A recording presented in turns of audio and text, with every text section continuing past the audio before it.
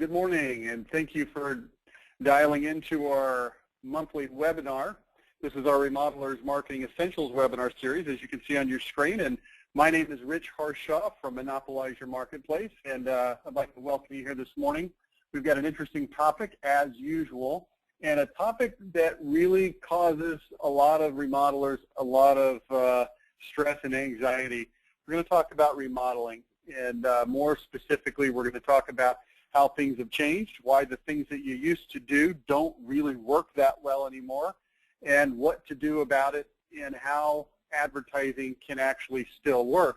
Now, before we go into the details, I want to sort of pre-warn you today that the information that I'm going to share with you is, it's not really necessarily easy medicine to swallow. It would be nice if I could get on a webinar like this and tell you everything's going to be okay and everything's easy and all you got to do is this one little thing and everything's going to, blow up huge for you and it's going to be awesome.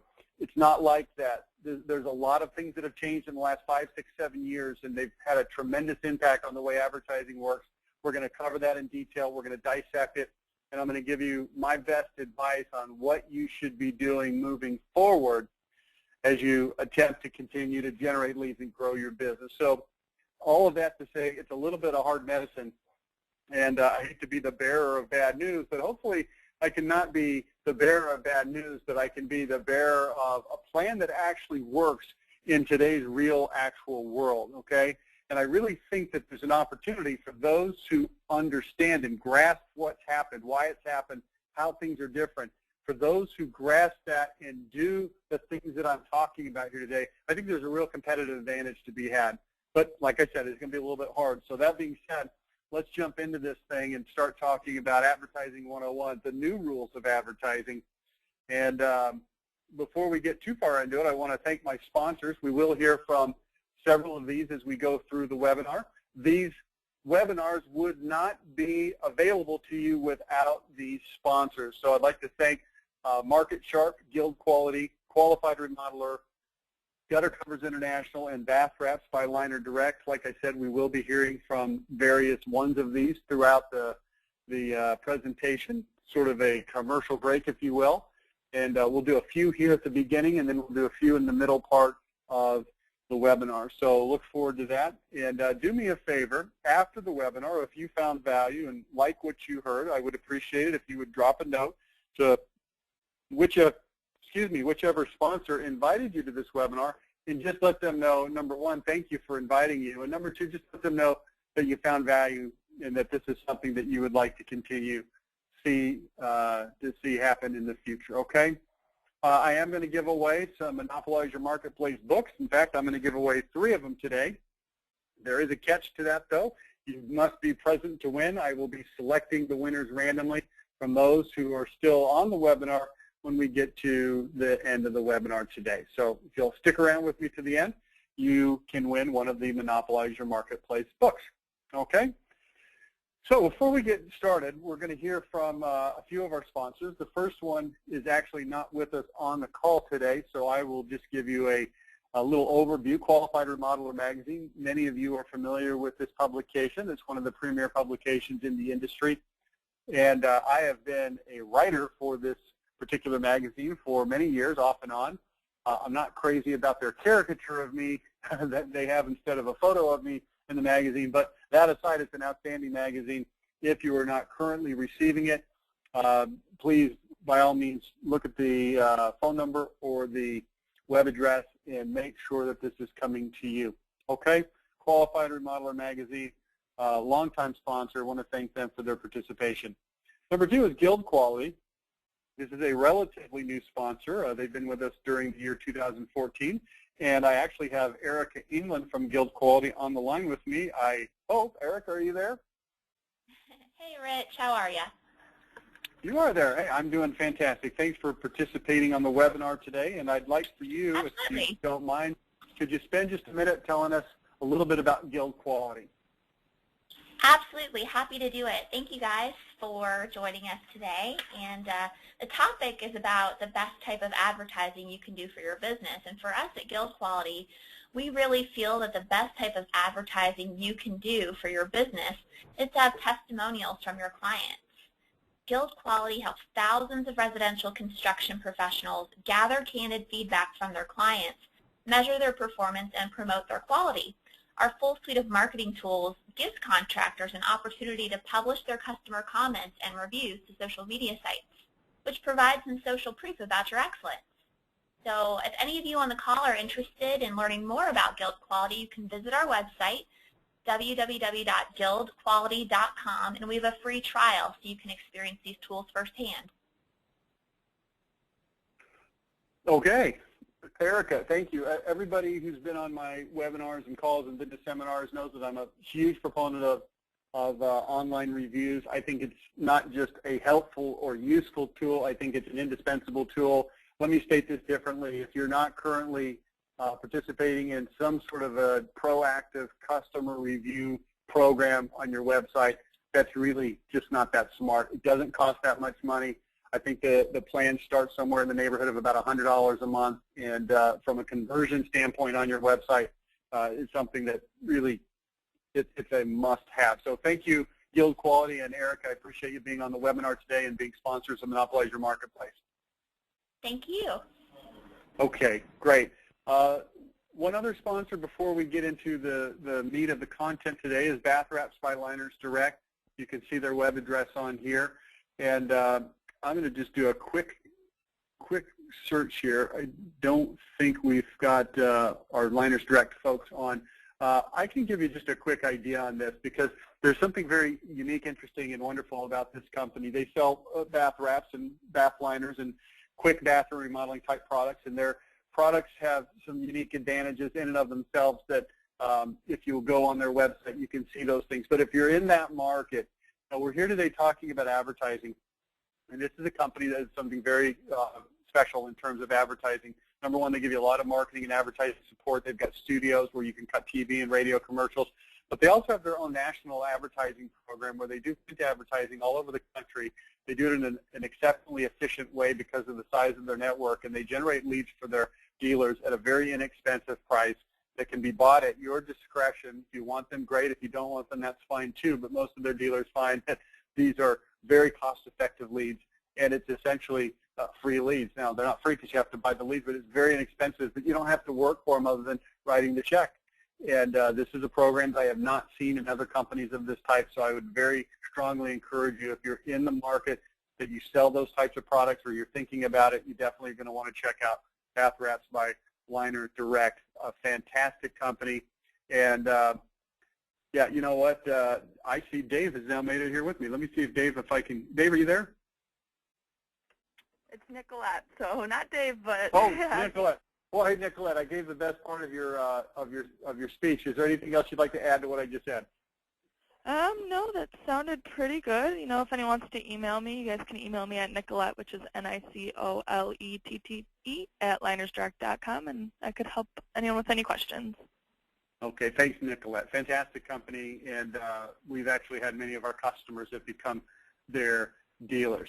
Okay, that being said, let's go ahead and talk about the old rules of marketing versus the new rules of marketing, and get a feel for what's really going on here. The old rules of marketing, as indicated by the photo, is somebody would be reading the paper, they would see your ad, they'd pick up their phone, they'd call you, and you'd get a lead, and as a result, you would make a lot of money as a remodeler. This is kind of the old rules of marketing. You remember this, right? And I used to teach these seminars back in the early to mid-2000s where we would show remodelers how they could make more money by writing better ads that got better results, so that instead of getting 10 leads, that same ad for the same money might get 15 leads, or it might get 20 leads, or whatever the case may be. And this was the formula in the old rules of advertising and marketing, how to make more money. But the reality is things have changed, and there was 2 separate events during 2007 that were monumental type tectonic shifts in the way that advertising works. The first one was the recession, and it just sort of tweaked people's brains. You remember this in 2007, 8, 9. it was kind of a darker era. We've sort of recovered from that, but there's still some psychic scars. People are going to vet contractors a little bit more. Money's not quite as easy to get. And, you know, the stock market is at all-time highs. I saw that 2 days ago was the first time, I think, that the S&P 500 closed over 2,000. And I don't know about you, but with the state of the economy in the world, it really makes me nervous that it's going up. And there's just a lot of uncertainty. And I think it's fresh in people's minds. So there's one thing that happened in 2007, but the other thing that happened in 2007 was right here. It's the iPhone. And I had a situation or an experience. I was sitting on the couch with my wife, and a TV commercial came on for a television show called The Following, starring Kevin Bacon. And I asked my wife, I said, man, look at Kevin Bacon. He's looking pretty old. I wonder how old Kevin Bacon is. And she whipped out her phone, and within about 2.5 seconds, she had found Kevin Bacon on her phone and said, well, he's, you know, I think he's 58 years old. And just this immediate access to information has really changed the way things happen, okay? The new reality of advertising is that people now have easier access to instant information, just like the Kevin Bacon thing, but it's not just limited to Kevin Bacon, obviously, right? So in the old rules of advertising, you would place your ad, and then a guy would be sitting there on his sofa thinking about his drafty house and how he needed new windows, or he'd walk into his kitchen and he'd think, man, I need to get my kitchen remodeled, or a storm would blow through and he'd have some problems with a couple shingles, and he'd think, man, I need to get my roof replaced or repaired. And then because there was no immediate in your pocket instant access to get to the internet, I mean, you had to go sit down at the computer, dial in, and look stuff up. And certainly people did that, and I don't want to minimize and make it sound like, well, nobody ever used the internet before 2007. Clearly they did. But when the iPhone put the internet in people's pockets, and simultaneously during that exact same period of time, wireless internet started becoming mainstream in people's homes, certainly in people's businesses. The iPad came out in 2010, and now we're sitting here in 2014, and the internet is all around us. We're immersed in it, and we have instant access to everything all the time, anytime we want it. So now, when that guy is sitting there on his couch and his windows feel drafty, instead of getting the idea, man, I need to do something about my windows, and then not doing something because he didn't have that access in his pocket, a few days later when he was driving to work and you heard it on the radio, or he went to his mailbox and got your postcard for your window company, or he was reading the newspaper, he would see your ad, he'd say, oh man, now that you mention it, I do need to get windows. He'd see your ad, he'd pick up the phone, he'd call the phone number, he'd set an appointment, boom, you just got a lead. Your closing ratio is 30%. For every 10 leads you get, you close 3 deals. It was automatic. It was mathematical. Everybody knew how to run those numbers, and people's advertising budgets usually came in around 10 to 12% of sales. If I spend $1,000 on an ad, I'm going to get $10,000 in sales. That was the formula. Maybe 8,000 or 9,000, but it was pretty close.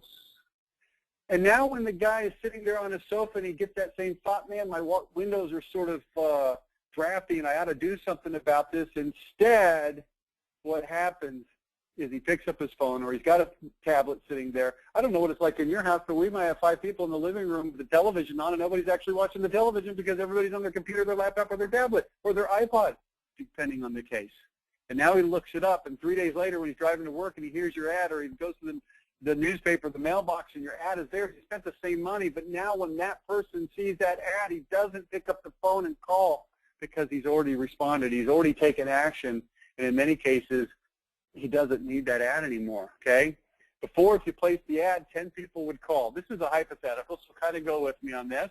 Now you place the same ad. 4 people got an idea, like I just talked about, searched online before they even saw your ad, and your only chance to do anything is search, okay? If you don't win the search war, you're in big trouble, because 40, maybe it's even higher % of all the leads that used to be what we call now buyers, people that are ready to buy right now, they're online now, and your ad is not having an effect on them. 2 people out of the 10 now see your ad and call. Those are just like the old times, so you still got those 2 leads. Woo, you're doing good. 4 people see your ad, but instead of calling you on the phone, they look you up online to learn more. And I want you to understand what the internet is like. If you think about in the old days, you know, I'm 45 years old, so I'm of that era when We used to go to the mall when we were kids and teenagers and stuff like that. And think about going to the mall. When you go to the mall, let's say you need to buy shoes. You walk into the mall, you go over to the shoe store, and you look at the first set of shoes, the first shoe store selection. And usually you would walk out of that first store, not because you hated the store, not because you didn't find anything you liked, but because you wanted to see what else was available. And you walk down the hallway or the mallway to the next shoe store, and you see what they have, and you compare it against the first store, and then you go to the third, and then you sort of consider your options. Maybe you go to a fourth, maybe you go back to the first, maybe you go to the second. But all things considered, you only buy shoes from one of the stores, even though you looked at 3 or 4, and that's what's happening now. They go online, they see you, and they say, well, this looks okay, but maybe there's something out there that's better, and they keep looking, and they keep looking, and your website doesn't necessarily do its job, which is turning lookers into buyers, and you lose that sale. So now what happens is 3 of those don't convert into a call. You don't get the lead because your website didn't do its job. Maybe one of them does, and the net result is you get 2 or 3 calls instead of 10, okay? This is the new reality of advertising. It's right here on the screen. You can believe it. You can not believe it. You can like it. You can not like it. It doesn't really matter. This is what's happening right now, period, okay? So what it feels like now is you put your ad in the newspaper and it feels like it's not even there. It's like, geez, is anybody even seeing the dumb thing? Then we start cussing at the newspaper. We say, well, nobody's reading the paper anymore. But they have circulation that's audited, and you can see how many people get the paper, so why aren't they calling? You see how many people listen to the radio and on the television. They got Nielsen ratings, Arbitron ratings, but nobody's calling. You send out your mail. You know how many you sent, but nobody's calling. You put it in the Clipper magazine. You know how many went out, but nobody's calling. And it feels like the flippin' ad isn't even in existence. It's like it didn't even show up. And this is frustrating, okay? The marketing ramifications are sudden, extreme. It's like a cliff. The now buyers, these are the people that have determined in their minds, you know what, I really need to do something and buy. They are found online and at home shows, not so much from advertising anymore. Remember, in my example, there was 2 out of 10 that still called from the ad, so that was good. But it's not 10 out of 10, okay? So I'm not suggesting that there are absolutes here, that nobody calls from advertising and everybody's going online. Speaking in absolutes is dumb. It doesn't make sense. But understanding the solid, firm, undeniable trends is called intelligence, okay? Focusing on writing better ads does not immediately fix this problem, although it does help. And as you look at the solution that I'm going to give you today, you'll see that you definitely do want to write better ads. Internet marketing is not optional anymore. You have to get up to speed right now. Now, today's webinar is not about internet marketing and making your website convert better and driving traffic. I've covered those topics at length on other webinars. You can go to our archives and you can look at them. But today's message in today's webinar is, well, what about advertising? Is it even useful anymore? Can I even do something with it? Or should I just focus all of my attention and effort and energy online? And the answer is no. That is not a good idea. I'm going to show you how to do this, okay? Advertising still works, but its job now is to cultivate future buyers. Future buyers. Advertising is more about nurturing now and less about making the phone ring right now. Now, look on this slide. I want you to understand I've underlined the word more and the word less. This is not an absolute situation. Advertising is more about nurturing than ever before. It's always been about nurturing to a certain extent, but it's more about that, and it's less about making the phone ring right now. And if the phone does ring right now, that's awesome, fantastic, but that is not what we're really, number one, trying to accomplish, okay? We're trying to nurture. I'll go through this in detail. I'll help you understand it. That's what we're here for today, so just stick with me. Thank you. So let's have a discussion about hunting versus farming, okay? First of all, hunting. To use just the straight analogy, hunting is when you go out, you've got your bow and arrow, you've got your rifle, your shotgun, whatever it is, and you're trying to shoot something or get something so that you can eat it that day, okay? Farming, on the other hand, as you can see in the illustration, is when you plant some crops, you nurture the crops, you take some time and some effort and some patience, and you grow them into something at a later date, okay? And in the old rules of advertising, it was more like hunting. You throw the ad in the paper, you put it on the radio, you put it in the newspaper, whatever the case is, and when people saw it, they called. It was hunting. You go out, you set your traps, and then you go and you collect your food, okay? It doesn't work like that anymore. It works more like farming. And here's what you need to know about farming. Number one, it takes time. It just takes time. So, well, I don't have time. Well, that's a problem. If you're trying to farm and you go to the land and you look at it and you say, well, I don't have time, I need to eat right now, the land just looks at you and laughs. It doesn't care if you need stuff right now. The law of the harvest says you have to spend the time. Number two, you have to have seed capital. You can't get food if you don't plant the seeds. You've got to put the investment in, and then you have to nurture. Okay, you have to keep the pests away. You have to keep it watered. You make sure there's sunshine. And if you do all those things, most of the time it will work, but there's still no guarantee because that's the law of the harvest. Maybe a devastating weather pattern or bugs or something comes through. So it's hunting versus farming. Advertising ramifications of this. You have to spend as much money as possible on hunting in things like search engine optimization, pay-per-click, home shows, website. This is where the now buyers are. Here's my recommendation for you. Spend as much money as possible on those activities. Those are where the now buyers are found. If you say, well, we don't really like home shows, I'm telling you, there's people there. If you say, well, we've tried pay-per-click and it didn't work, I'm telling you, your website probably wasn't good enough. If you say, well, we don't really, we've already got a website, but if it's not good enough, you've got to fire it and start over again. You can't let the fact that you just bought a new website keep you from getting the right website that converts, okay? And that's a whole different webinar. We're not going to discuss that today, but here's my recommendation. Spend as much money as possible. But here's what you're going to find. It doesn't take that much money. You'll exhaust it quickly. I know a $60 million window siding and roofing company. In their peak months, they'll spend about $70,000, $80,000 a month on pay-per-click advertising on Google and so forth. And you think, wow, that's a lot of money, $80,000 a month. That's a ton. But understand, it's a $60 million company, and their monthly advertising budget is about $600,000 or $700,000. It's only, what, 12, 15% of their marketing budget. There's other things that are going to foundationally drive your business, okay? Remember, the now buyers are going to Google. And the reason they're going to Google is they don't know who to call. And if you do your job right with advertising, what we're going to talk about today, then people will just know to call you when they have a need for what you sell, okay? You want to influence future buyers by shifting some marketing budget into farming activities, or things like intelligent mailings, proximity mailings, new mover mailings, things like that. Tim Mush from Market Sharp is going to talk to us in just a few minutes. Market Sharp is a fantastic tool for mailings. Now, in our discussion today, I'm not going to focus in on these mailings, although they are important. Hey, we've only got just a little bit over an hour together today. I can't cover everything, but I do want you to know that intelligent mailings, using a tool like Market Sharp, can be extraordinarily powerful, important part of your marketing program. The other part is mass advertising, radio, television, newspaper. Also, you can throw some mailings into this next, some magazines, clippers, things like those. Mass advertising. That's what most people think of when they think of advertising, and that's what we're going to primarily talk about and focus on today. Here's what you need to know. It's going to be expensive at first. It's going to be expensive at first, but you have to plant the seeds and nurture if you want to harvest, okay? It's just like this picture from a minute ago. Look at what's going on in this picture. I want you to notice it specifically. He's throwing coins, but he's growing cash. And obviously this is an illustration and it's exaggerated to make a point. And the point is you do have to have the coin, the seed, the capital if you want to grow the cash, the crop, the harvest, the bounty, okay? But it does take time and it does take effort. That's what we're going to talk about today. So let's shift gears just a little bit here and let's talk about walled drug.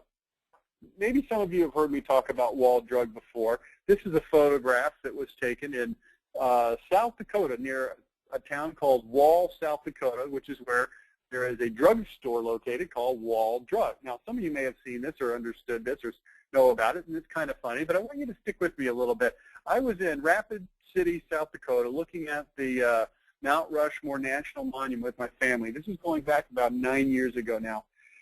And we were there for about a day or a half a day or something like that. We stayed overnight. The next day we got up, we did a little sightseeing, and then we had lunch. And we were going to drive that day eastbound on Interstate 90 from Rapid City, South Dakota to Sioux City, South Dakota, which are on opposite ends of the state on Interstate 90. It's about, if memory serves, about a 5 or 6 hour drive. So we got in the car. This is 9 years ago. I've got 6 kids, and at the time my kids were quite young. My oldest kid at the time was about 12, and my youngest was about 6 or 8 months old. I also had a 2-year-old at the time. So we got in the car, we started driving, and sure enough, within about 10 or 15 minutes, both of those kids fell asleep. Then immediately I started seeing these billboards. Badlands Map, Wall Drug, 6-Foot Rabbit, Wall Drug. Are your kids bored? Wall Drug, as seen in the Denver Post and on country music television. Wood carvings, Wall Drug. Silver dollar display, Wall Drug.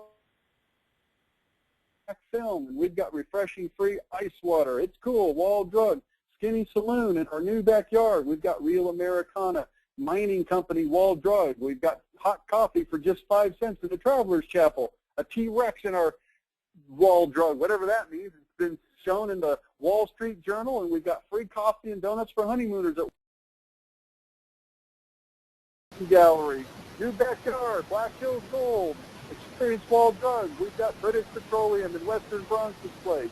We've got free coffee and donuts for veterans at Wall Drug, and if you're a honeymooning veteran, ostensibly you get 2 donuts and 2 cups of coffee. Free Wall Drug is just ahead. We've got lunch specials. We've got cowboys and everything else and all this stuff. Muted. Wall Drug, Wall Drug. Holy cow. There are 50 miles between Rapid City, South Dakota, and Wall, South Dakota. 50 miles. That's it. Not very far when you're going 90 miles an hour on Interstate 90. It only takes about, I don't know, 30-something minutes to get there, and I don't know how many billboards there were. But my conservative estimate is that there was 80. There might have been as many as 100 or more. I don't really know. I didn't count. It was overwhelming, and it was phenomenal. From a marketing standpoint, it really got my attention. I actually took all of those first pictures myself with my own camera as I realized, wow, there's a lot of billboards here. There might be a marketing story here, and sure enough, there was. I ended up not stopping in Wall Drug, believe it or not, because my kids were both asleep. They still had a couple of hours of nap in them, and my wife threatened to, drive the car off a cliff if we woke the kids up when they had 2 hours of nap. So we didn't stop, but we did go through to Sioux City, South Dakota. Later that night, I got on my laptop because we didn't have wireless back in those days. It was 2005. I got on my laptop at the hotel, and I looked up Wall Drug, and I found what I consider to be the most staggering, surprising, impressive marketing statistic I'd ever seen, which is the following. The number of visitors that stop, the percentage of cars that stop at Wall Drug is 70%. 70% of all the cars that pass Wall Drug stop, as many as 20,000 visitors a day on their peak season, nearly as many as the Mount Rushmore National Monument. Unbelievable. Wall stinking Drug. Now, this may not surprise you that there is a correlation between repetition and frequency and people taking action, okay? So let's look at it this way. Let's just say that there were 100 billboards in that 50-mile stretch. That's 2 per mile. That's one about every 20 seconds at 90 miles an hour. So here's the question. If there were fewer billboards, instead of 100, let's say that there were 50, do you think that there would be a drop-off in the conversion ratio of 70% of cars to something lower? And the answer is maybe not, because 50 is still a lot. And if you understand statistics, there's something called the law of diminishing returns, which essentially says you could put 10,000 billboards, and still there's some people that just aren't going to stop. You can't get more people to stop. Each additional billboard really isn't helping that much. But 50 is a lot. What if we dropped it down to 25? That's one every 2 miles. That would probably have an impact on the number of visitors. What if we dropped the number of billboards, not from 100 to 50 or to 25, but to just 10, one every 5 miles? Would that have a difference on our conversion ratio? And I think most rational, sane people would say, yeah, you'd probably get a lot less than 70%. Well, what if there were only 2 billboards for 1? Or what if there weren't any billboards for Wall Drug? Would the conversion ratio go from 70% to something lower? And clearly the answer is yes. And again, I don't think that that necessarily surprises you, but I think there's something instructive to be taken away from this about the power of repetition. I want to show you something. I am not a charts and graphs guy because I think they're kind of difficult to work through sometimes, but I'm going to ask your forgiveness in advance. I'm going to show you a chart, and it's going to take me a couple minutes to work through it, but I want you to look at it, and I want you to stick with me, and I want you to pay very close attention, because this chart that I'm about to show you is probably the most important marketing principle that you can learn as it relates to advertising. It's something that I call accelerated discontentment, okay? Some of you may have seen me talk about this before. Please stick with me. Again, I can't emphasize enough. This is not the time to be checking your Facebook or to be, running to the bathroom. Right now, please pay very close attention. Accelerated discontentment is the ability of advertising to accelerate the way people feel about their current situation, make them feel increasingly discontent with their situation, so that, number one, they take action sooner than they otherwise would have, and that they take action from you as the accelerator of their discontentment. Now, that all sounds like big fancy words. You probably don't have any idea what I'm talking about, but that's what we're going to cover right now. Let's take a look at the chart. On the chart, here's what you'll see. The left-hand side is discontentment. On the bottom, you see it says bliss. That means I'm so happy with my situation, I can't even stand it. I would never consider changing or buying anything different because I love it.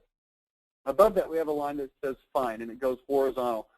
The horizontal line represents time, and you're going to see we're going to graph. In fact, I'll put the first line on the graph. And this shows that over time, people's feeling about something changes. It goes from bliss down here at the bottom, and then it goes up to more discontented. You'll see at the very top of the discontentment line is a red line where it says, I've had it.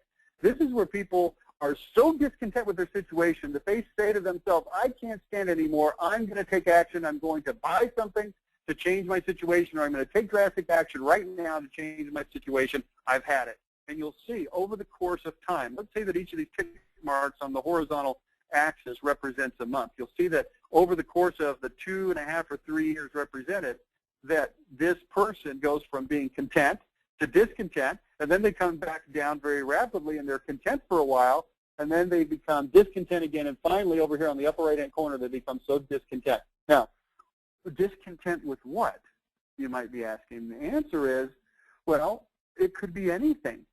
It could be literally anything in their lives. It could be their contentment with their kids' performance at school. And you'll see that things are going okay. That's the beginning of the school year. Then we get the first report that shows that my son did not complete a quiz, and he got a 0, and I get upset. So then I get on his case, and he starts doing his homework a little bit more diligently. So then my contentment comes back closer to fine.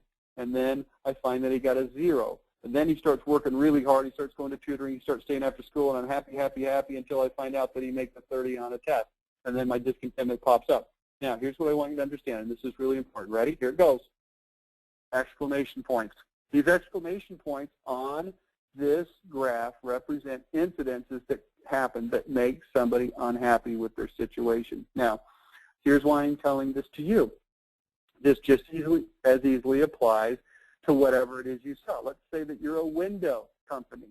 People are going to have levels of discontentment with their windows. It could stem from drafts in their house or thermostats that need to be jostled with all the time because the temperature won't stay constant, or it could be a window that won't open easily when they want it to open, or it could be an energy bill that comes and it kind of pushes them over the edge. It could be any of those things or other things that I haven't even mentioned. If it's a kitchen, it could be the mother-in-law coming over and looking at the kitchen and saying, oh, geez, this isn't a very nice kitchen. It's not as nice as your brother Randy's. And you get a little bit discontent, or maybe you've got company coming over. Whatever the case is, people are going to be discontent. But generally, typically, almost exclusively, here's what you'll find, that the discontentment is based on some sort of an incident that occurs. And here's the more important point. The incident that occurs is outside of your ability to control as a marketer. In other words, you don't have control over when somebody is going to feel that discontentment.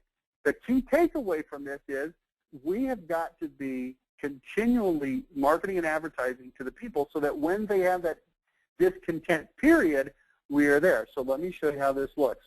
The triangles on the bottom are pink. They represent a consistent contact of an advertising message to the prospect. And what happens is, now I'll show you this. The pink line represents my ability to push their discontentment to a higher level. You'll notice on the left-hand side, when the first incident hits, which was originally about a level 3 incident, meaning not all that severe, I've only now pushed it up to about a 3.5. It hasn't accelerated the discontentment very much. And the reason is I've only had 3 or 4 situations where I've actually reached out to them via advertising. They're not that familiar with me.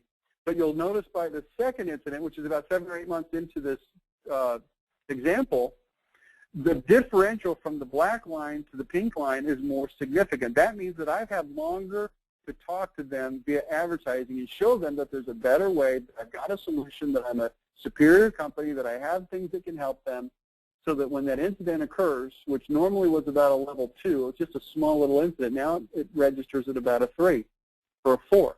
Okay, you see how this works? If we get over here to the third incident, which registers as about a 5, it now registers as a 7 or 8. And now when we get up here to the pink, to the level 10, I've had it, the red line. A couple things to notice. Thing number one is that they actually haven't gotten to the I've had it phase any sooner than they otherwise would have without my marketing. You see that? The pink and the black get there at the same time. The reason is because I haven't pushed them hard enough. But here's the takeaway. If I've been messaging them consistently for that 2.5, 3 years, then when they do get to that point, there's a pretty good chance that they're at least going to consider me because they're familiar enough with me through my advertising. Now, let's take this up and, so to speak, put it on steroids a little bit. The green represents an increased frequency. And now look what happens. The green represents the fact that I push them harder because I've been in their ear more. This is like kids that want to go to Chuck E. Cheese, right? Dad, can we go to Chuck E. Cheese? No. Can we go to Chuck E. Cheese? No. Please, can we go to Chuck E. Cheese? No. Please, please, please. No, no, no. What do we have to do to go to Chuck E. Cheese? If you say the word Chuck E. Cheese one more time, I will never take you again as long as I live, I promise. And this is how it goes, right? The more the kids yell and scream and ask about it with higher frequency, the more likely you are to go sooner, right? The kids know this. That's why they do it, okay? And this is what happens in advertising. When we put this message out there consistent over and over and over and over and over and over, high intensity, intensity, intensity, intensity, it starts to push people's awareness higher so that when those incidences hit where they normally would have been about a level 3 of discontentment, now they're hypersensitive because our message has been prodding them and they suddenly are not 3, but they're about a 6 level. And when they would have been a 2 level, they're now a 7 level. And when they would have been a 5 level, boom, look what happens. Green, we pushed them to 10 earlier. We've accelerated their discontentment. They've gotten to the I can't stand it level sooner, and they're very likely to come to us. This is the job of advertising in the new rules of marketing. You understand? It's very simple. You've got to be out there consistently talking to these people again and again and again so that when that incident occurs that causes them to become a now buyer, instead of going over to Google and saying, hey, Google, who should I call? They already know, but it's a farming activity. It takes time. It takes capital. It takes patience. It takes nurturing. And in your case, it takes money, right? Okay? So we're going to talk about how to do this and how to execute this in just a second. But before we do that, we're going to stop down and take a break with our sponsors. Now, I got 2 more sponsors to go. The first one is Gutter Covers International. They are not present on our call today, so I will take just a moment and speak very highly of Tony Iannelli. He is the owner and founder of Gutter Covers International. You may be more familiar with their flagship product called Gutter Topper. In fact, a lot of other companies call their products gutter toppers when, in fact, Gutter Topper is kind of like Band-Aid. It's a trademark name. Gutter Topper is their product. This is a company that impressed me, and I'll tell you exactly why. Sat down for dinner with Tony Iannelli about 1.5 years or 2 years ago, and I said, Tony, why is your product different or better? And he said, my product is the best. He went through how it doesn't clog, but then he said something that nobody else in this industry has ever told me. He says, but you know what? It doesn't work for every situation. And I went, finally, somebody that has the cojones to admit that the product isn't perfect for all situations. He said, you know what? It is perfect and it is awesome and it works in about 80, 90% of situations. But there's some types of homes with some types of trees with some types of situations where it's just not the best fit. So instead of just not having it fit, he went out and created 5 different products, the Needle Beetle, the Ultimate, that actually work against other types of problems that the Gutter Topper doesn't address. And they've got a full line. They help you understand which ones go with which types of houses. It's phenomenal. So if you're into that type of product, if you're looking for an add-on on top of windows and gutter, whatever you might happen to sell, look these folks up. Gutter Covers International. Call Tony Iannelli. Tell him I told you to call. There's his phone number right there. Now, I'm also going to give you an opportunity in just a minute. We're going to hear from Tim Mush at Market Sharp here in just 1 second.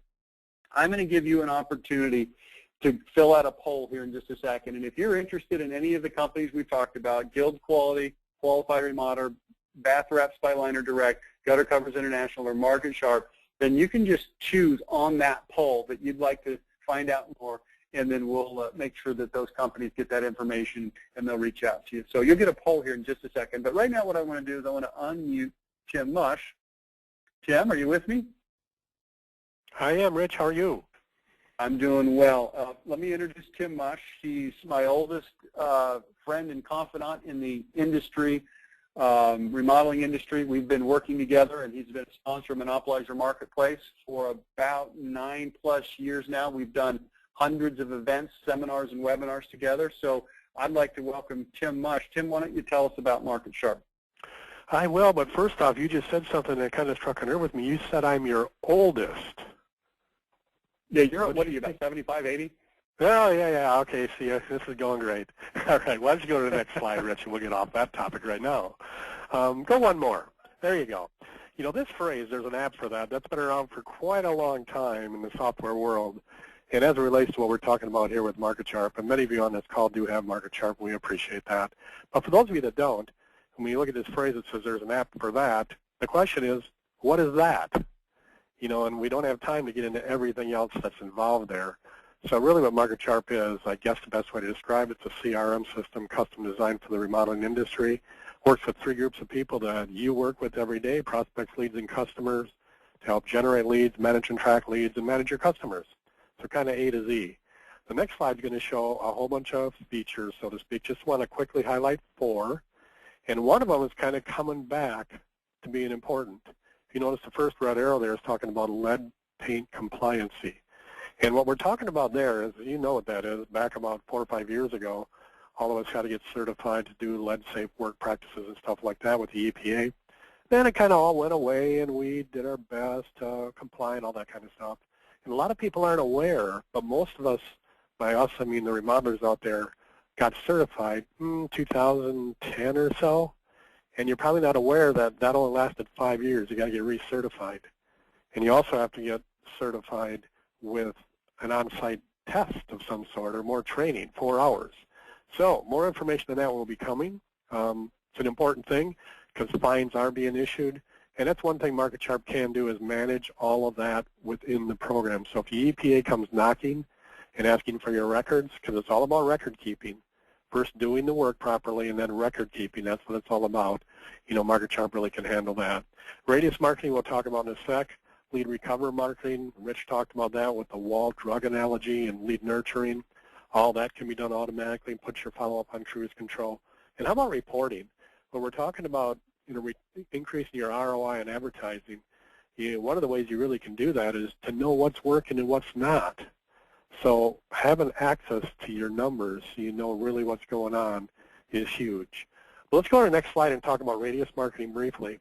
And we're pretty excited about this. You know, we think, one of the titles of Rich's topic here today is the new rules of advertising. And there certainly are some new ones, but there's also some old ones that still work. And we think one of the best balances is to balance offline and online marketing. So all of us know it makes sense to market around jobs you've done. Have a goal to get another job for every job you do. We're introducing within the month a new program within MarketSharp called Smart Mail Plus that all you do is get a customer and say to MarketSharp, hey, MarketSharp, do a campaign around my recently completed job. And in doing so, the next slide shows that it'll create some personal postcards with personalized URLs and response codes on it so people can respond with their mobile phone, whatever the case may be. But what's really cool is all sorts of online stuff starts happening after the postcard arrives. If they go visit the page based on the code that's on their postcard, it creates a page unique to that job you just completed. Picture of the homeowner if you want, picture of the before and after of the job. So when somebody lands on that page, you get an alert, an email saying, hey, this person just visited your page, even if they don't fill out a response mechanism. And your Facebook page and Twitter page automatically gets updated with your job information. So we're really excited about that. We really think it can help people get another job for every job you get. So next slide is a wrap. Really, if you want more information about MarketSharp, just let us know. Be glad to give you about a 45-minute, what we call discovery session, find out if it's a good match for your business. So with that, Rich, back to you. All right, thank you, Tim. I'm going to launch a poll right now. And I think the poll is open. Yes, if you'll please vote on this poll. This is just going to give you an opportunity to tell us which of the sponsors that are affiliated with Monopolize Your Marketplace in this webinar that you'd like to get more information from. So if you'll please fill that out, I will leave it open until we have a certain percentage of people that have actually voted. So please do it right now. All right, let's see who's in the lead. I'm not going to actually announce it, but keep going. Let's go. Let's go. Got about 20 seconds left here. Come on.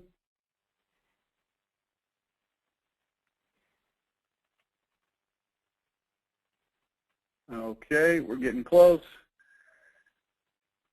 You can fill out more than one, not just one. You can fill out 2 or 3 or 4.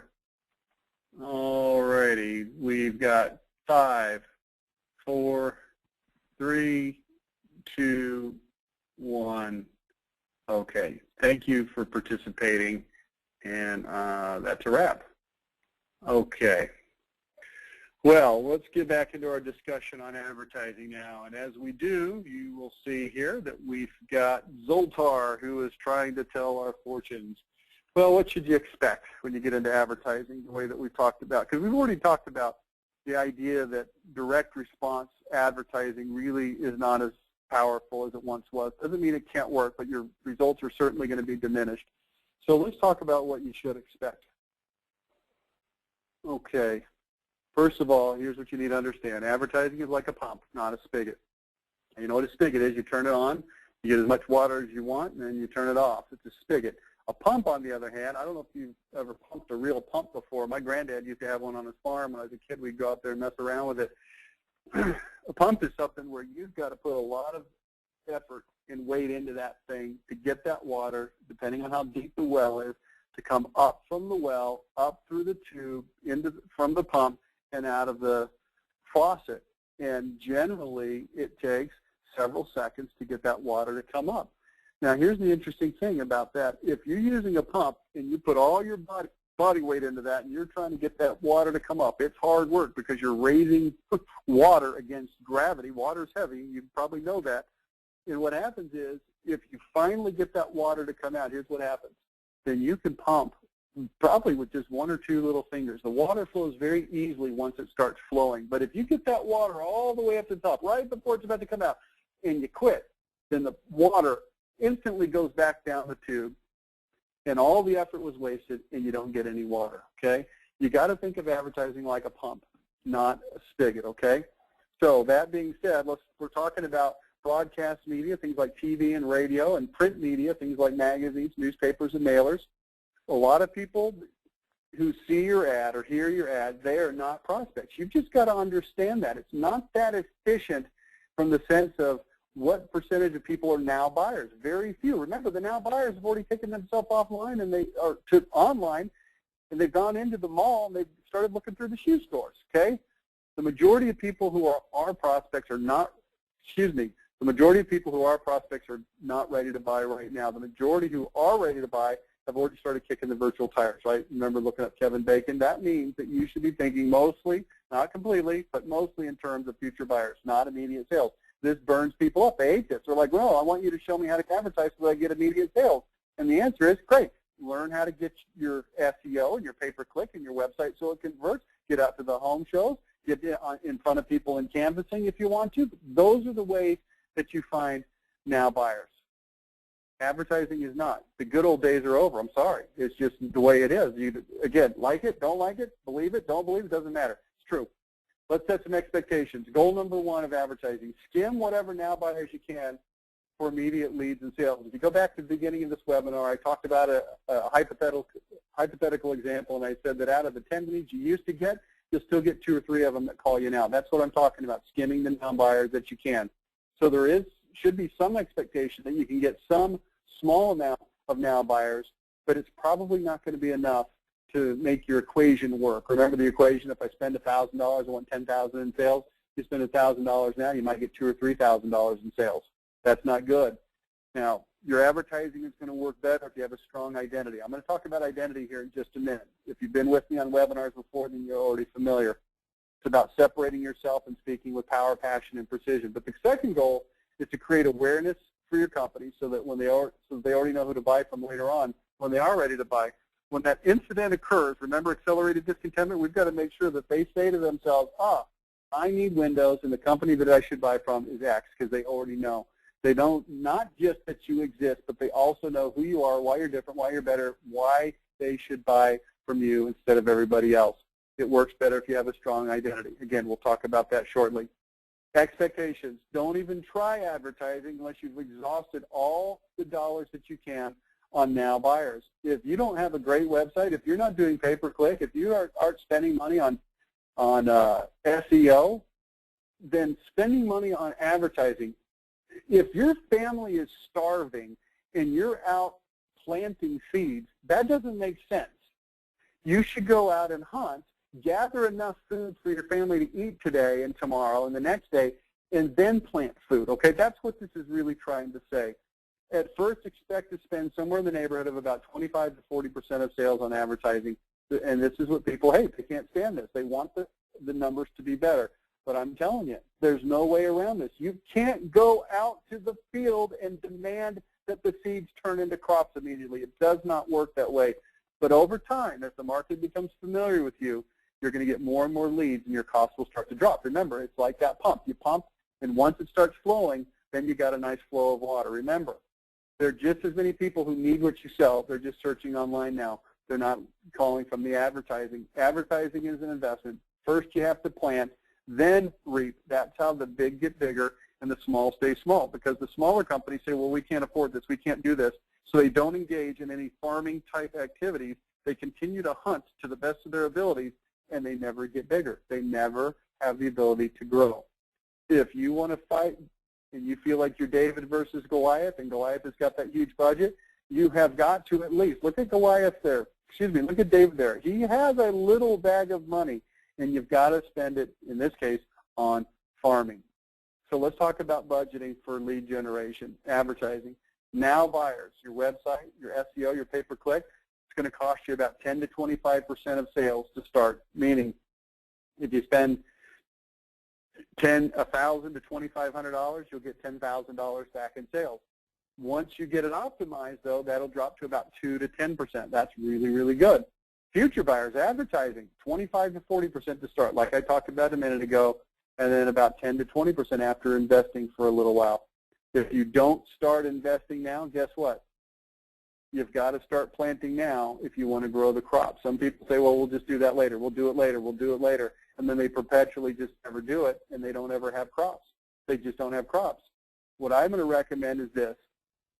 Understand most smaller businesses, they're going to start with 100% of their ad dollars in direct response. Why? Because if you don't sell something today, then you don't eat. So it's understandable. Valpak, canvassing, home shows, pay-per-click, all those kinds of things. But my recommendation is start farming immediately by allocating a small portion of your budget to nurturing ads. When? Right now. What percentage? A small percentage. Try to shift at least 10 to 20% of your budget into farming. About 10 to 20%. That's all. You don't have to start with 80% of your budget on television. That's dumb. That's going to be called financial suicide.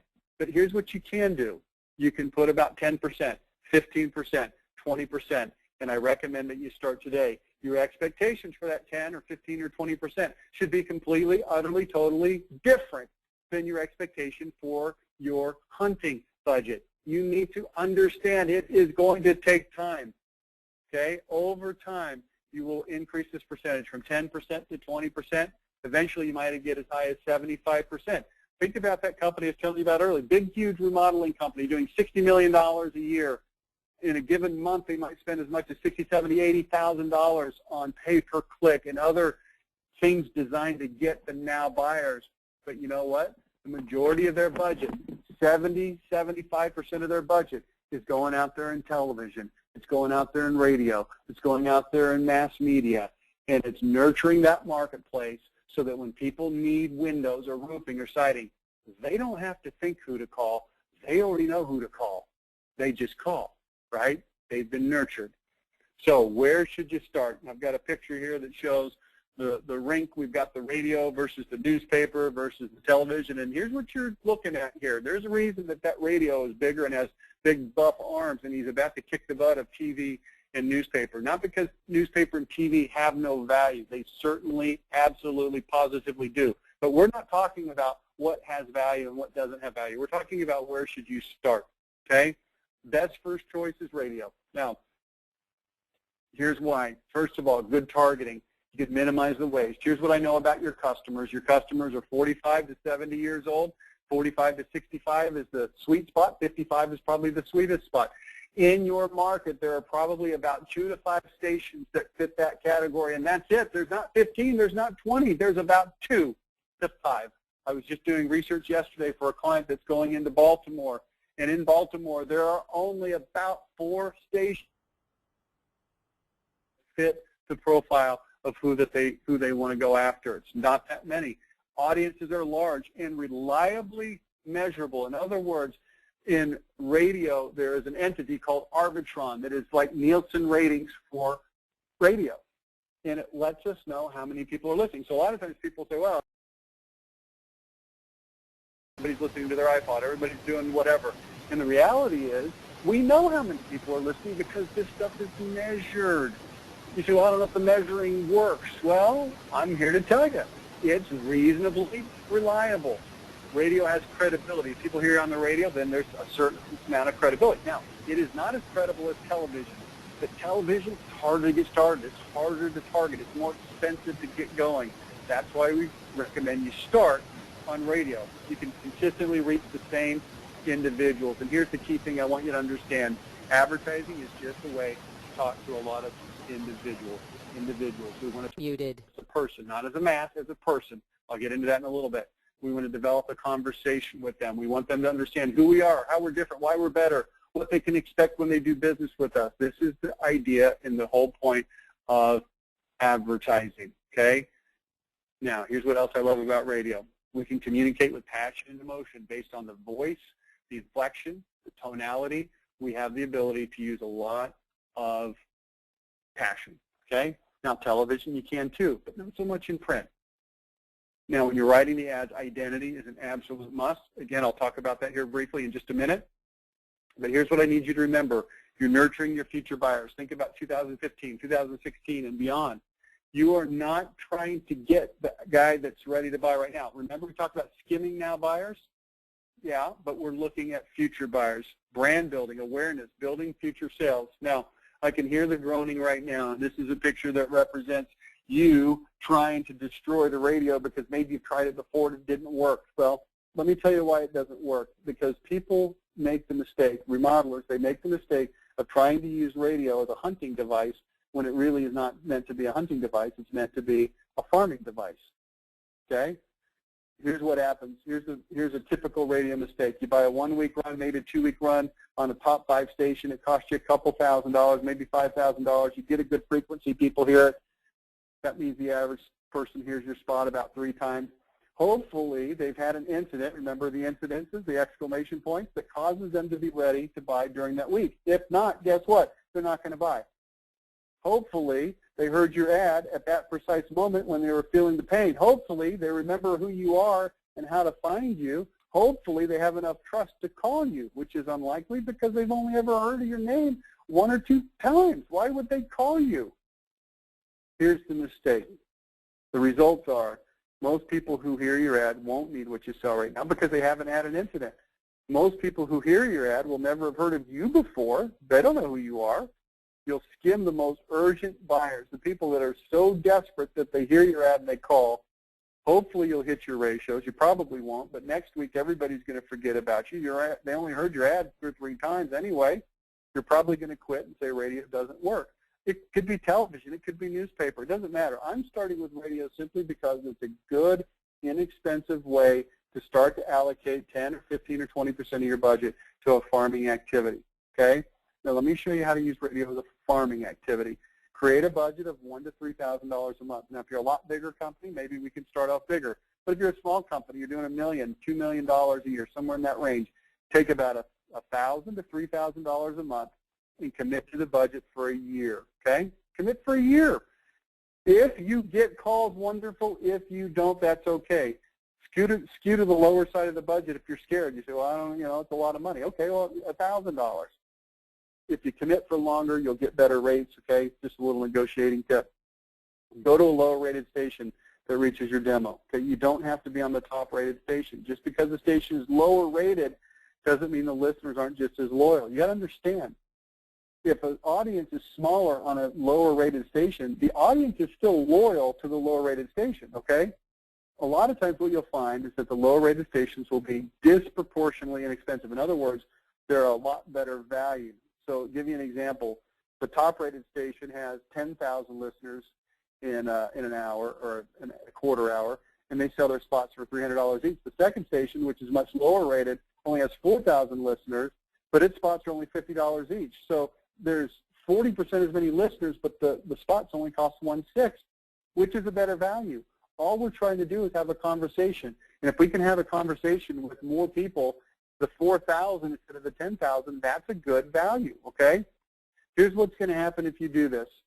Fewer total people will hear your ads, because instead of trying to hit as many people as we possibly can in 1 week, we're saying, okay, there's these 4,000 people or these 2,000 people, whatever the number is, and we're going to hit them over and over and over and over and over and over and over again for 2 months, for 6 months, for a whole year, okay? The people that hear them will hear them repeatedly. We're going to start to wall drug these prospects. Are you following me now? You'll be able to have a conversation with them about who you are, how you're different, why you're better. After a while, they're going to know your identity. You're going to accelerate their discontentment, and they're going to come to you when they become ready to buy. This hopefully makes sense. This is called the new rules of advertising. Now, funny thing, this has always worked.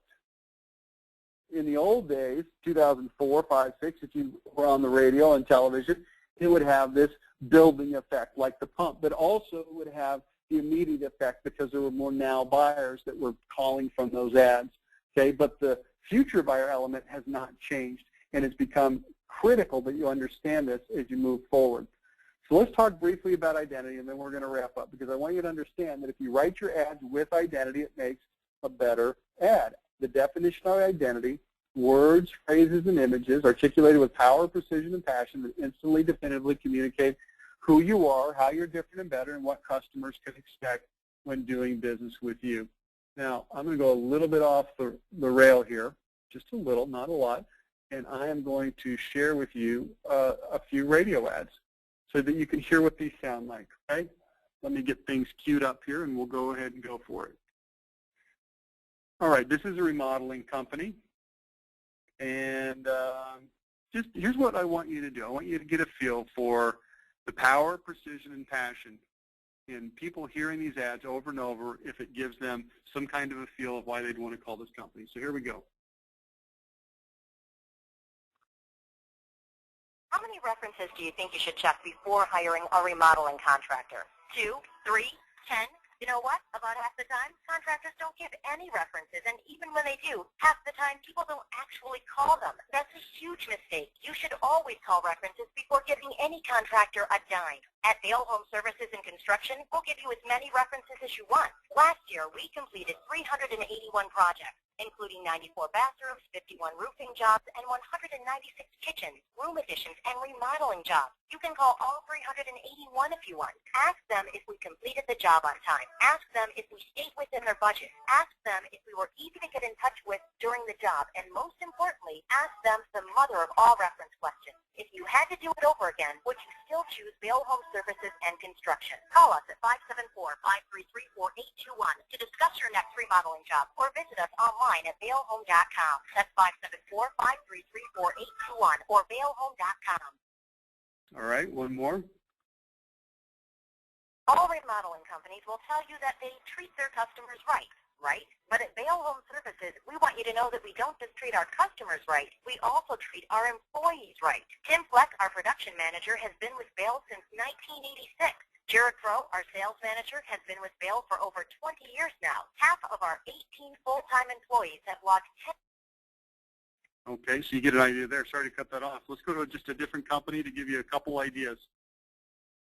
If you're a real glutton for punishment, or you just don't like yourself very much, here's a fun activity to try. Call a bunch of replacement window companies and have them come over for an in-home demonstration. Trust me, you'll get crushed. First, they'll sit you in your house for 2 or 3 uncomfortable hours trying to make you cave in and buy. The guy will give you a ridiculous price, then offer you like 80% off, but only if you buy right then. Then he'll try to close you 8 ways till Sunday and make the schoolyard bully who extorts lunch money seem like a pushover. Think I'm kidding? Call a few and see for yourself. Or do this instead. Call Thermal King Windows. Our sales appointments are short, just enough to show you the window and answer your questions. We'll give you a firm number, then step back and let you decide.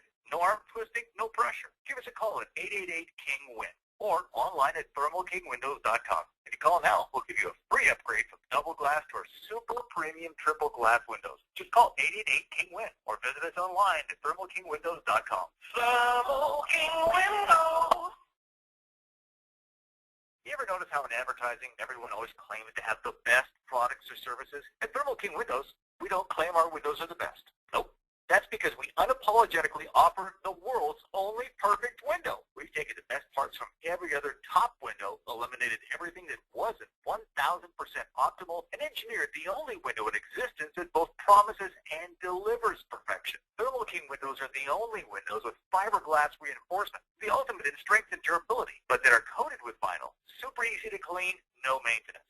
They're guaranteed to never stick, never rot, never warp, never fade, never fail, never. Best of all, we guarantee that you'll save up to 40% on your energy bills with our perfect Thermal King windows. Call Thermal King now, and we'll upgrade you from double glass to our super premium triple glass windows for free. Simply put, you can't buy a better window anywhere at any price. So call now for a free upgrade. Our number, 888-KING-WIN, or visit us online at thermalkingwindows.com. Thermal King Windows.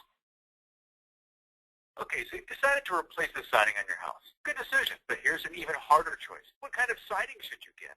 Vinyl siding, steel siding, hardy board? Here's the honest-to-goodness truth. There's no such thing as the best siding. There's no one-size-fits-all solution. The best siding for your house completely depends on your situation. But most contractors only carry one kind. And guess what? They'll try to pin you down, twist your arm, and convince you whatever they sell is best. Call Thermal King instead. We'll help you explore all of your siding options. We carry energy-efficient foam-back vinyl siding. It's like putting your home in a giant ice chest. We carry steel siding that is super sturdy and durable. And we carry James Hardie siding. It looks exactly like real wood but lasts way longer. We'd love to discuss your situation and show you the pros and cons of each and help you make the choice that's right for your home and your budget. Give Thermal King a call today at 888-KING-WIN or visit us online at thermalkingsiding.com. That's 888-KING-WIN or online at thermalkingsiding.com. Thermal King Windows. All right, I think you've got the idea there. This is called identity. This is called power, passion, precision. Articulated with power, precision, passion, instantly, definitively communicate who you are, how you're different and better, and what customers can expect when doing business with you. And as you write enough of these ads over the course of the year, over the course of the 6 months, over the course of the 2 years, people hear this again and again and again. And when that incident occurs, remember, accelerated discontentment, they hear the ad again and again and again. And when you hit them, see, you can't control when that incident is going to occur. That's going to cause them to feel that pain. But as long as you're there and you've been communicating with them individual basis, power, precision, and passion, boom, it works. The big get bigger. If you don't do this, the small stays smaller. So let's take a look from an identity standpoint.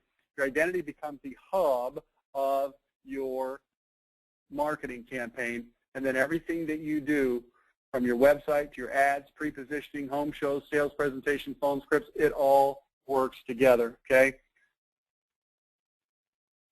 Yeah, so anything that we do for one of our clients, it's all going to center around this identity. So think about it for a minute.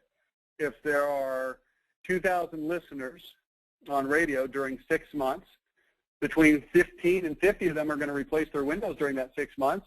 15 and 50 of them, between that number, are going to remodel their kitchen. Same number is going to get new siding.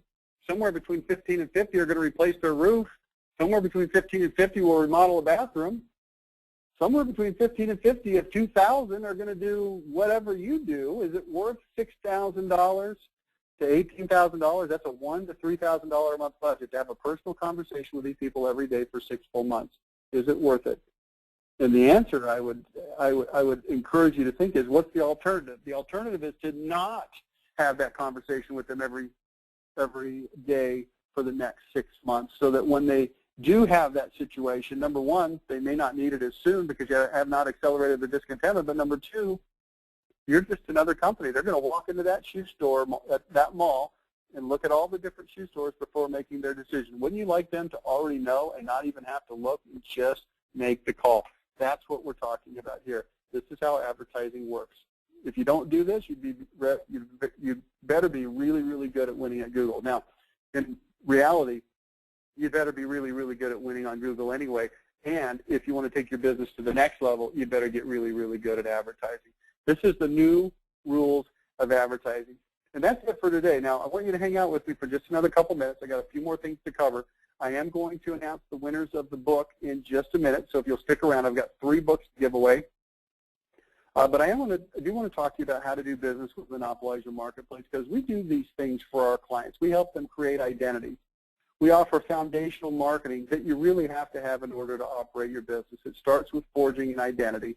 Okay, it's the key. It's the number one thing. Once we create the identity, putting the website together for us is not that hard. Writing the radio ads is not that hard. But if we don't know who you are, how you're different, why you're better, what customers can expect, and we haven't gone through the process of articulating it with power, precision, and passion, then your advertising is going to be weak. Your website is going to be weak. Your home show materials are going to be weak. Your mailers that you use this great market chart software to send out is going to be weak, okay? It has to be done. After we create the identity, then we put it into a website. That's the number one way to get now buyers, right? Then drive traffic via organic and paid search, SEO, pay-per-click, using mailing and advertising to grow your business from there, okay? All of this we do for a low monthly payment. We have what we call our Monopolized Bundle. In the Monopolized Bundle, we've taken some of our most popular, most elemental and essential services, and we've bundled them so that you get a better value. It's like going to Costco and getting the huge box for a little bit of money. That's what this really is. We create the identity. We write the content for your website. We build your website professionally so it looks awesome. We do the setup for your SEO, the coding. We also do the regular maintenance for 3 years. We create a mobile version of your website so people can easily access it on their phones and mobile devices. We'll do all the updates on your website that you need for 3 years. We'll manage the pay-per-click advertising for 3 years. We'll create pre-positioning materials. We have not covered that yet, but we'll do that for we just create them once and then you use them whenever you want. We've also got ongoing webinar training for that same 3 years. The value of that bundle is $62,500 over a 3-year period of time. It includes the search engine optimization, the pay-per-click, the full website, the identity, all of that for 3 years, okay? So it allows you to replace the under-leveraged marketing with stuff that actually works. Ask yourself these questions. How clear is your identity in your current marketing? Probably not that clear. How many web-based leads are you generating a month? Probably less than you should. How much are you spending on stuff that doesn't work? Answer, probably too much. So our Monopolized Bundle price is $2,999 down and then $599 a month, okay? Now we've got some specials on the webinar, so let me show you those, and then we'll do the book drawing and we'll let you go, okay? By the way, I'm going to take questions, so if you want to stick around and ask questions, I'll be here for as long as you have questions. If you go to our website at mlamonline.com, on the right-hand side, you'll see the tab that says Remodelers. Go do the drop-down, go to the bonus page. You'll see it says Bonus Bundles, and you'll see right here the Monopolized Bundle on the left. We also have something called the Kitchen Sink Bundle that includes even more services, all right? So if you're interested in that, here's what I'm going to ask you to do. I'm going to ask you to fill out a poll here in just a second. Here's the webinar special offer. First of all, we'll give you a discount of $500. So instead of, oh, that's a mistake. It should say $2,024.99 instead of $29.99 down. Sorry about that. $100 off per month for 6 months. So your payment goes to $4.99 a month instead of $5.99 for the first 6 months. Makes it a little bit more affordable.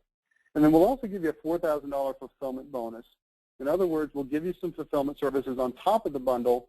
We'll either give you a free ad writing package where we'll write 3 ads for you, any kind you want, or we'll do our radio package, which is where we'll negotiate and help you buy radio, and we'll actually write up to 12 ads for that same money, $3,000. And we'll do one of those 2 things, not both, but we'll do one of those 2 things for free, okay? Now, if you're interested in that, here's what I need you to do, is indicate it on the poll. And we're going to take the poll right now. So let me get the poll out. Let's see, where's the poll? Nope, that's not the poll. Here comes the poll. Okay, there's the poll. If you're interested in the bonus bundles, please check that off. If you'd like to have an identity consultation where we'll talk to you about your identity, help you understand how to communicate more powerfully, give you ideas and suggestions for what you should be focusing on, whether it's your products or your services or some combination of those things. So if you will please check off one of those two things or both of those things, then we will do the book drawing. While you're doing that, I will go ahead and choose the names for the book drawing. Okay, hey, I need more people to vote. Keep voting here. All right, the first book winner is going to be Paul Barnum. And Paul, I'm picking you because you have chose to raise your hand earlier. So that's good for you. I'm also going to choose here at random. Let's see. Ernie Oppenheimer, you have just won a Monopolize Your Marketplace book. Congratulations. And Leslie on our staff is making notes of this. She will reach out to you if necessary to get contact information so we can send those out to you via UPS. And we've got one more winner, and that person is Tim Palmer. Tim Palmer, congratulations. You have just won a Monopolize Your Marketplace book. Okay, and I'm going to go ahead and close this poll out now. And I'm going to share my screen for just a second. And I'm now going to open this up for questions. So if you'd like to ask any questions, just type it into your control panel, and I will stay with you for as long as we have questions. So let me go ahead and pull open my questions panel, and we'll get right after it. All right.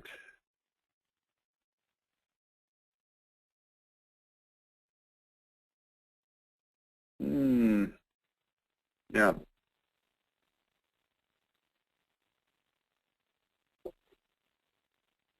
Okay. Any questions? Okay. How do you find a good internet marketing company that doesn't break your wallet and is still efficient? We stopped doing internet because we went through 3 bad companies with no results. Here's what you got to understand about that. Number one, internet marketing companies are usually run by nerds and designers. Nerds and designers. And they're not run by marketing people. So they don't necessarily have the skills to actually get the job done right. We have struggled with this in our company for a long time because we get all the people coming to us, all of our prospective customers saying, hey, we've been burned by all these other companies. What we've done is we've put a tremendous amount of effort into gathering the right team of nerds, yes, and designers, yes, but also marketing people that work so that your website actually works for humans, not just Google, and that it actually converts. So hopefully that helps out a little bit. Any other questions? Someone, can I upgrade what I have with you? The answer is yes. I'm not sure exactly what you mean because I don't know what you have with us. But yes, absolutely. Question, do you do, by the way, Chris, we'll have someone contact you and can discuss your situation because I don't know off the top of my head exactly what it is. Do you just do SEO marketing? We already have pay-per-click and we have a website. Yes, we can offer that. I am going to very strongly encourage you to look at your website from an identity standpoint, but that's something that we can certainly talk to you about. And the answer, Miriam, is yes. Yes, we can. Although we probably will encourage you to take a closer look. And we'd like to do a website audit and just give you our opinion. You can take it for what it is and go from there. Next is a question from Howard. Does the webinar special include a website redesign? Yes. The webinar special includes our Monopolize bundle, which includes completely rewriting all the content on your website and completely redesigning and building it so it's a whole new website. Absolutely. So yes. To answer your question, Howard, yes. Next question, what has your experience been, or what do you think about Angie's List?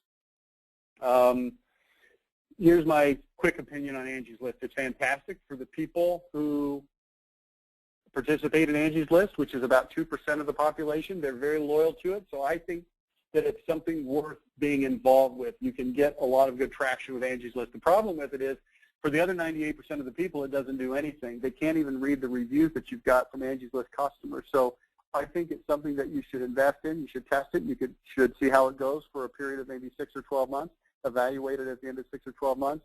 But it's certainly going to not be a total solution for you. But, yeah, I think I have nothing but positive to say about Angie's List. I've got a lot of customers that are on Angie's List that have had great success with it, again, because of the loyalty inspired by that company within their membership. So, yeah. All right. I have a billboard. Does not do much.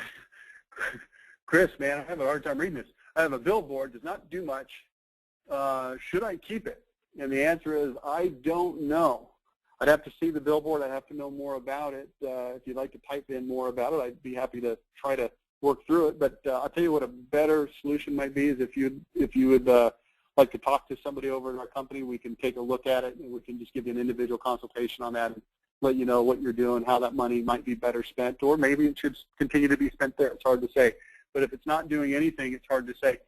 You know, a lot of times things like radio and television, billboards included, have a secondary effect where people see them and it influences their decision, but when they call you, they may not necessarily say, hey, I saw your billboard, when in fact it might have been a contributing factor. So I'm slow to just throw it away and say, hey, it didn't work, but it certainly would need to be looked at, and certainly in marketing, everything needs to be looked at very critically, okay? All right, any other questions? Any other questions? That was the last question, okay. I don't see any other questions, so I guess we will end up here today. Thank you so much for attending and participating. Look forward to talking to you in the future or having you attend future webinars or seminars. Thanks so much. This has been Rich Harshaw. We'll talk to you next time. Bye now.